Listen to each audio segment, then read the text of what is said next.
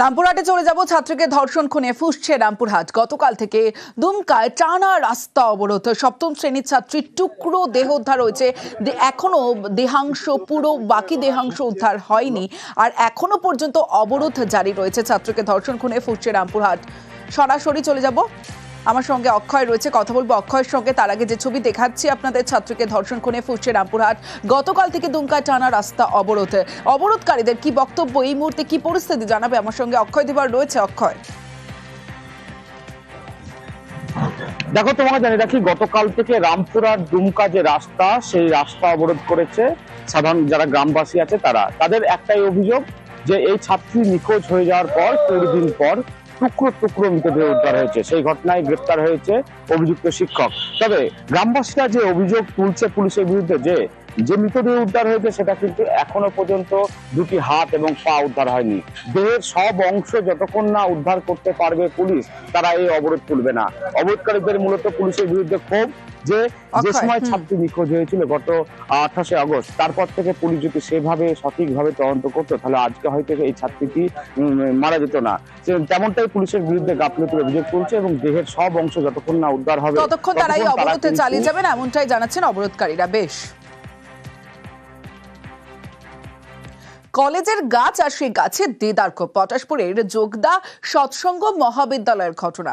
College ক্যাম্পাসের 20টি গাছে কোপ, কিন্তু এই ঘটনার সঙ্গে কারা যুক্ত জানবো। আমার সঙ্গে পঙ্কজ রয়েছে। পঙ্কজ, অবশ্যই একেবারে ছুটির দিনে যেখানে কলেজের 20টি বড় বড় বৃক্ষের উপরে কোপ মেরে কে বা কারা নিয়ে গেছে, কেটে বিক্রি করে দিচ্ছে, এখনো পর্যন্ত কলেজ কর্তৃপক্ষ কিছুই জানেন না।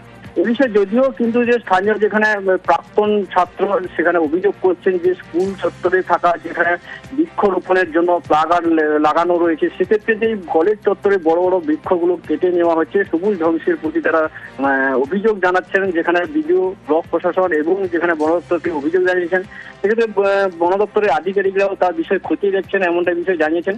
এক্ষেত্রে দেখা গেল যে পটাশপুর থানার যে পালপাড়া যোগদা সৎসঙ্গ মহাবিদ্যালয়ের এই যে বড় বড় বৃক্ষ কেটে নেওয়ার ঘটনায় কিন্তু যথেষ্ট চাঞ্চল্য সৃষ্টি হয়েছে। জানো যে সবুজ জন্য বেশ কয়েক প্রশাসনের পক্ষ থেকে সবুজ রোপণ, যেখানে বৃক্ষরোপণ করা হচ্ছে, আর সেখানেই সেই সবুজ ধ্বংস করা হচ্ছে। বেশ,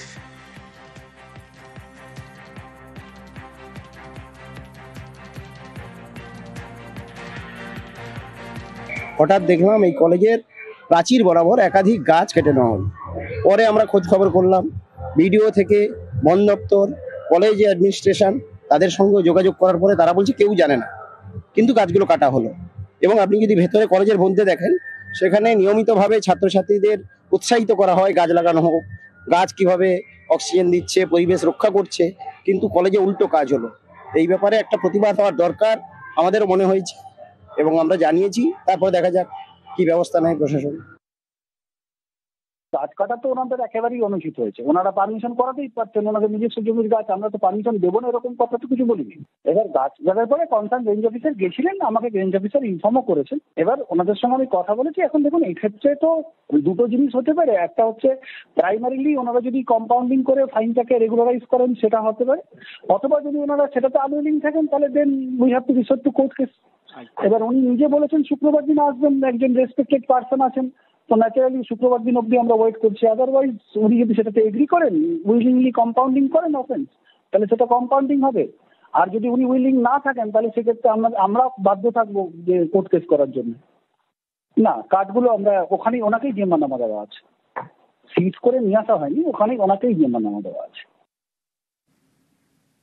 বকেয়া বেতন বোনাসের দাবিতে বিক্ষোভ। বীরপাড়ার হান্টাপাড়া চা বাগানে শ্রমিক অসন্তোষ। এখনো 5টি বেতন বকেয়ার অভিযোগ, সরকারের নির্দেশের পরও বোনাস না দেওয়ার অভিযোগ। প্রতিবাদে বাগানের গেটে মিটিং, বিক্ষোভ। শ্রমিকদের পাশে থাকার বার্তা তৃণমূল শ্রমিক সংগঠনের।